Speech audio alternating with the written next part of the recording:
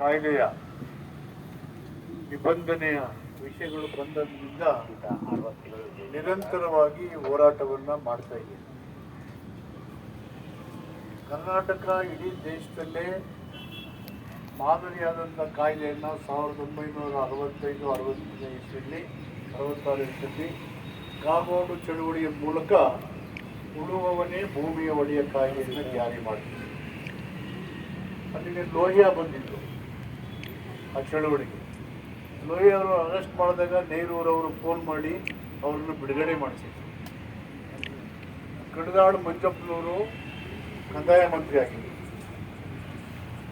ದೇವರಾಜ ಅರಸು ಕಾಲದಲ್ಲಿ 1970 ಇದಕ್ಕೆ ಕಾಯ್ದೆಗಳನ್ನು ರೂಪಿಸಿ ಉಳುವವನೇ ಭೂಮಿಯ ಒಡೆಯ ಅಂತ ತೀರ್ಮಾನ ಮಾಡಿದ್ರು. ಅದಾದಮೇಲೆ 1969 ಕಾಂಗ್ರೆಸ್ ಬ್ರೇಕ್ ಆಗಿ ಇಂದಿರಾ ಗಾಂಧಿ ಅವರು ಅಧ್ಯಕ್ಷ ಆದಮೇಲೆ 1970 ದರಖಾಸ್ತು ಭೂಮಿ ಮಂಜೂರು ಮಾಡಬೇಕು ಅಂತ ಕಾನೂನು ಮಾಡಿದ್ರು. ಅಂದರೆ ಸರ್ಕಾರದ ಭೂಮಿಯನ್ನು SC ST ಜನರಿಗೆ ಕೊಡಬೇಕಂತ. ಪಾಕಿಸ್ತಾನ ಇಂಡಿಯಾ ವಿಭಜನೆ ಆದಾಗ ಭಾರತದಲ್ಲಿದ್ದವರೆಲ್ಲ ಪಾಕಿಸ್ತಾನಕ್ಕೆ ಹೊರಟಾಗ 50 ಲಕ್ಷ ಹೆಕ್ಟೇರ್ ಭೂಮಿ ಅಲ್ಲಿ ಖಾಲಿ ಬಿಡ್ತು. ನೆಹರೂರವರಿಗೆ ಅಂಬೇಡ್ಕರ್ ಅವರು ಪತ್ರ ಬರೆದು ಈ ಎಲ್ಲ ಜಮೀನನ್ನು SC STಗಳಿಗೆ ಕೊಡಿ ಅಂತ ಹೇಳಿದರು. ನೆಹರೂರು ಅಂಬೇಡ್ಕರ್ ಅವರ ಮಾತಿಗೆ ಮಾನ್ಯತೆ ಕೊಟ್ಟು ಒಪ್ಪಿ ಸುಮಾರು 10 ಲಕ್ಷ ಹೆಕ್ಟೇರ್ ಜಮೀನನ್ನು ಕೊಟ್ಟರು. ಇನ್ನು ಉಳಿದಂಥ ಜಮೀನನ್ನು ಕೊಡಲಿಕ್ಕೆ ಆಗಲಿಲ್ಲ. ಈ ಎಲ್ಲ ಹಿನ್ನೆಲೆಯನ್ನು ಕ್ರೋಢೀಕರಿಸಿದಾಗ ಬಾಬಾ ಸಾಹೇಬ್ ಅಂಬೇಡ್ಕರ್ಗೆ ಏನು ಕಲ್ಪನೆ ಇತ್ತು ಅಂದರೆ, land is A social status. Land is A social status.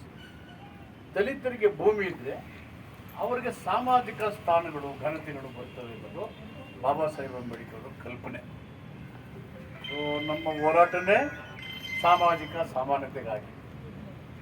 So ಹಿನ್ನೆಲೆಯಲ್ಲಿ ಕಾಂಗ್ರೆಸ್ ಸರ್ಕಾರ ನಿರಂತರವಾಗಿ ಬಾಬಾ ಸಾಹೇಬ್ ಅಂಬೇಡ್ಕರ್ ಉದ್ದೇಶನ ಮತ್ತು ಉಳುವವನೇ ಭೂಮಿಯ ಒಡೆಯ PTS ಕಾಯ್ದೆ ದರಖಾಸ್ತು ಮಂಜೂರಾತಿ ಎಲ್ಲವನ್ನ ಕಾಂಗ್ರೆಸ್ ಸರ್ಕಾರನೇ ಮಾಡ್ತಾ ಬಂದಿರತಕ್ಕಂಥದ್ದು ಇಡೀ ದೇಶದಲ್ಲಿ ಜಗಜ್ಜಾಹೀರಾಗಿರ್ತಕ್ಕಂಥ ಒಂದು ಗೊತ್ತಿದೆ. ಆದರೆ ಸುಪ್ರೀಂ ಕೋರ್ಟು 2017 ACಗಳು ಸುಯೋಮೋಟ ಕ್ರಮ ತಗೋಬೇಕಾಯ್ತು, ತಗೊಳ್ಳಿಲ್ಲ. ಭಾಳ ವರ್ಷಗಳ ಕಾಲ ಇತ್ತು, ಸರಿ ಇಲ್ಲ, ಕಾಲಮಿತಿ ಮಾಡಿ ಅಂತ ಹೇಳಿದಂಥ